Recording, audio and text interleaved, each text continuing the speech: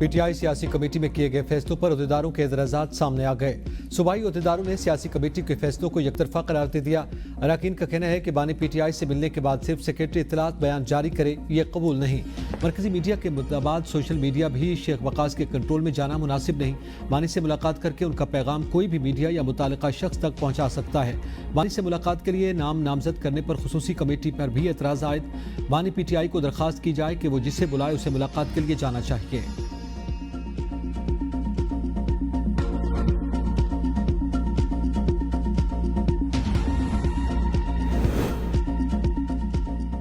Jail में बानी PTI से अमरीकियों की कोई मुलाकात नहीं हुई। सेनेटर इरफान सदीकी की एबीएन न्यूज से गुफ्तगू। कहा, यह सिर्फ अपने आप को मुतालका रखने के लिए प्रोपेगेंडा किया जा रहा है।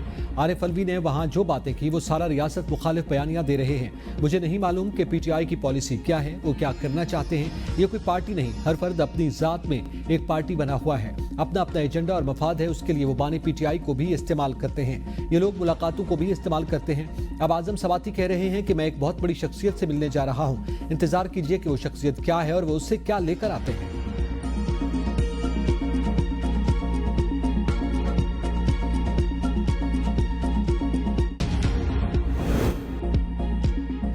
इस्लामाबाद हाई कोर्ट में तबादला होकर आने वाले जजेस को काम से रोकने की इस्तेदाब मुस्तरद। सुप्रीम कोर्ट ने 5 जजेस की दरखास्त पर फरीकैन को नोटिस जारी कर दिए। जजेस सीनियरिटी से मुताल्लिक केस की समाअत में सुप्रीम कोर्ट के जस्टिस मोहम्मद अली मजहर ने रिमार्क्स दिए। अगर जजेस के तबादलों में इजाफी मराहत होती तो एतराज बनता था। सदर खुद से जजेस के तबादले लेकर तो सवाल उठेगा, लेकिन चीफ जस्टिस की सिफारिश पर तबादले आइन के मुताबिक हैं। सदर मुमलिकत के पास जजेस के तबादलों का इख्तियार है। जस्टिस मोहम्मद अली मजहर ने कहा कि आइन में सिर्फ इतना लिखा है कि सदर जज का तबादला कर सकते हैं। जस्टिस नईम अख्तर अफगान ने जजेस तबादले पर अहम सवालात उठा दिए। जस्टिस नईम अख्तर अफगान ने रिमार्क्स में कहा कि इस्लामाबाद हाई कोर्ट का क़याम एक्ट के जरिए हुआ। क्या एक्ट में जजेस को तबादला करके लाने का स्कोप मौजूद है? जब जजेस की आसामियां खाली थी तो ट्रांसफर की बजाय उन्हीं सूबों से नए जज क्यों तयनात न किए गए? हम जब आर्जी जज बनते हैं तो हल्फ होता है, मुस्तकिल होने पर दोबारा होता है। जस्टिस मोहम्मद अली मजहर ने रिमार्क्स दिए, सीनियरिटी हमारी इस हल्फ से गिनी जाती है। नए हल्फ से सीनियरिटी गिनी जाए तो तबादले से पहले वाली सर्विस तो सिफर हो जाएगी। मजीद समाअत 17 अप्रैल तक मुलतवी।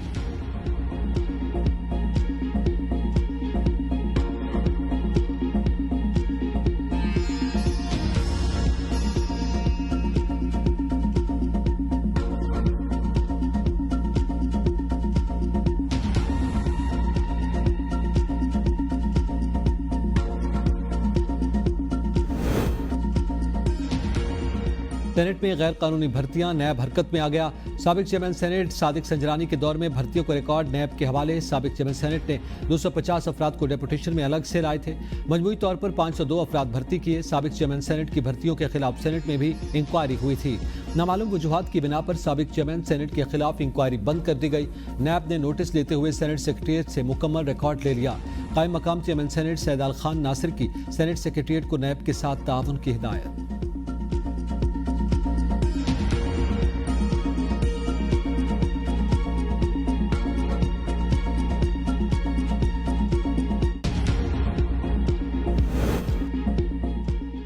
अदालतों ने पहले नैब को सपोर्ट किया, उसके जुल्म से अवाम की चीखें निकल गईं। जस्टिस मोहसिन अख्तर कियानी की गोल्डा शरीफ जमीन खुर्द केस में रिमार्क्स। कहा, आप लोगों को शौक है कि ऐसी कार्रवाई की जाए ताकि लोग अदालतों में आएं। जस्टिस मोहसिन अख्तर कियानी ने सवाल किया कि क्या इस रेफरेंस से पहले सीडीए वाले गिरफ्तार किए? नैब प्रोसिक्यूटर ने कहा, नहीं, सीडीए से किसी को गिरफ्तार नहीं किया। जस्टिस मोहसिन अख्तर कियानी ने कहा, फिर कैसे चीजें पूरी की हैं? सबूत कहां से आए? हर सिविल चीज को आपने उठा के क्रिमिनल में डाल दिया।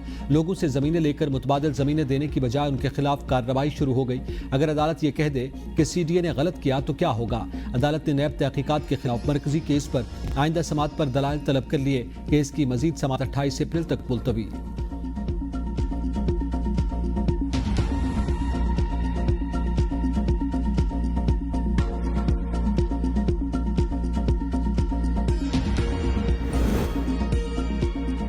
पाकिस्तान की तरसीलात सर ने साबिका तमाम रिकॉर्ड तोड़ डाले। मुल्क की तारीख में पहली बार रवां माली साल के 9 माह में तरसीलात ज़र 28 अरब डॉलर की सतह उबूर कर गई। स्टेट बैंक के मुताबिक मार्च 2025 में तरसीलात ज़र की आमद पहली बार 4 अरब 10 करोड़ डॉलर की सतह को छू गई। मुल्क की तरसीलात ज़र एक माह में 37.3% और एक साल में 29.8% बढ़ी हैं। सबसे ज्यादा तरसीलात सऊदी अरब से 98 करोड़ 73 लाख अमरीकी डॉलर मौसूल हुए। यूएई से तरसीलात ज़र 84 करोड़ 21 लाख डॉलर मौसूल।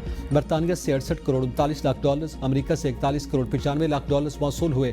वज़ीर-ए-आज़म का तरसीलात ज़र में तारीखी इजाफे पर समंदर पार पाकिस्तानियों से इजहार तशक्कुर। कहा, तरसीलात ज़र में रिकॉर्ड इजाफे की खुशखबरी का आना बैरून मुल्क मुकीम पाकिस्तानियों की लगन, जज्बे और मुल्की मईशत पर एतमाद का मजहर है। समंदर पार मुकीम पाकिस्तानी हमारा असासा है। मुझ समेत पूरी कौम को अपनी मेहनत कश समंदर पार पाकिस्तानियों पर फख्र है। हुकूमत पाकिस्तान बैरून मुल्क मुकीम पाकिस्तानियों को तमाम तर सहूलियात फराहम करने के लिए पुरअज़्म है।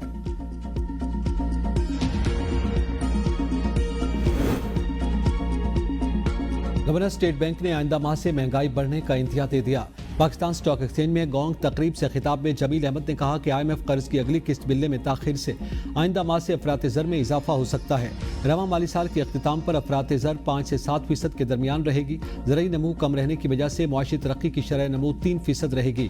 रवा साल तरसीलात ज़र में 33% इजाफा हुआ। तवक्को है कि जून तक ज़र मुबादला के ज़खायर 14 अरब डॉलर तक पहुँच जाएंगे और तरसीलात ज़र का मजमूई हजम 38 अरब डॉलर होगा। अपनी टीम से 98% मुतमईन हूँ। तमाम मुआशी इक़दाम मुल्क को इस्तेहकाम की तरफ ले जा रहे हैं।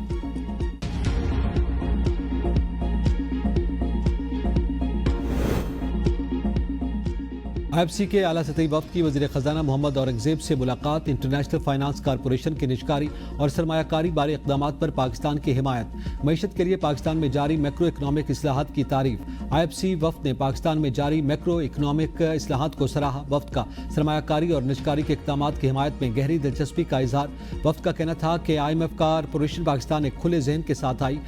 IFC दुनिया भर में मुख्तलिफ शोबों में निजकारी बारे वसी तजर्बा रखती है। तजर्बे को पाकिस्तान के तरक्याती एजेंडे में मुआवनत के लिए बरूएकार लाया जा सकता है। वज़ीर ख़जाना ने मुख्तलिफ शोबों में इदारे की तकनीकी महारत और मुशावरती ताउन को सराहा। पाकिस्तान में मैक्रो इकनॉमिक इस्तेहकाम बहाल हो चुका। इस्तेहकाम में मईशत की मजबूत की बुनियादें फराहम करती है।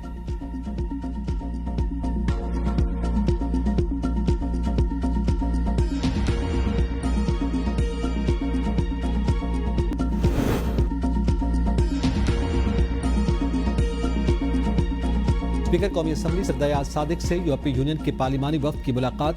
पार्लिमानी राब्तों को फ़रोग़ देने समेत बाहमी दिलचस्पी के दीगर उमूर पर तबादला ख्याल। आज़ाद सादिक ने कहा कि पाकिस्तान यूरोपीय यूनियन के साथ अपने देरीना खुशगवार ताल्लुकात को कदर की निगाह से देखता है। पाकिस्तान को दहशतगर्दी और माहौलियाती तब्दीली जैसे आलमी चैलेंजेस का सामना दहशतगर्दी और मौसमियाती तब्दीलियों से मिलकर निमटने की ज़रूरत है। अफगानिस्तान में छोड़ा गया असलहा दहशतगर्द पाकिस्तान के खिलाफ इस्तेमाल कर रहे हैं। खैबर पख्तूनख्वा और बलूचिस्तान के अवाम दहशतगर्दी से सबसे ज्यादा मुतासर हुए। पाकिस्तान फ़लस्तीन, कश्मीर और यूक्रेन के अवाम के साथ खड़ा है। वफ्द ने कहा कि पाकिस्तानी कौम एक साबित कदम कौम है। पाकिस्तानी कौम ने मुश्किल वक्त में तहम्मुल और साबित कदमी का मुजाहिरा किया।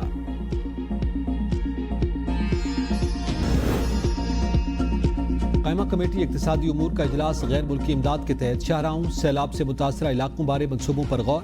इक्तिसादी उमूर डिवीजन ने ब्रीफिंग में कहा कि इस वक्त शाहराहों के 10 मनसूबों पर अमल दरामद जारी है।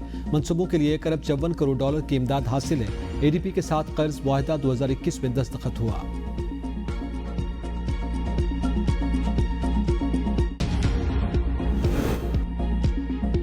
खलील रहमान कमर हनी ट्रैप के सामना रूज समेत 3 मुल्जिमान को 7 साल कैद की सजा। इंसदादी दहशतगर्दी अदालत ने 8 मुल्जिमान को बरी कर दिया। इंसदादी दहशतगर्दी अदालत ने महफूज फैसले सुनाते हुए मुल्जिमा आमना अरूज, ममनून हैदर और जिशान को कैद की सजा सुनाई।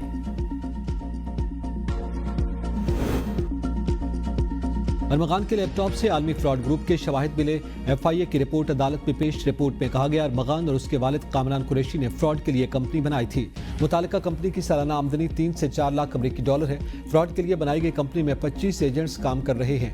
अरमगान ने अपने नामालूम मुलाजिम अफनान के जरिए लग्जरी गाड़ियां खरीदी। उन गाड़ियों की कीमत 15 करोड़ 40 लाख रुपए है। मुल्जिम अरमगान को FIA कल दोबारा अदालत में पेश करेगी।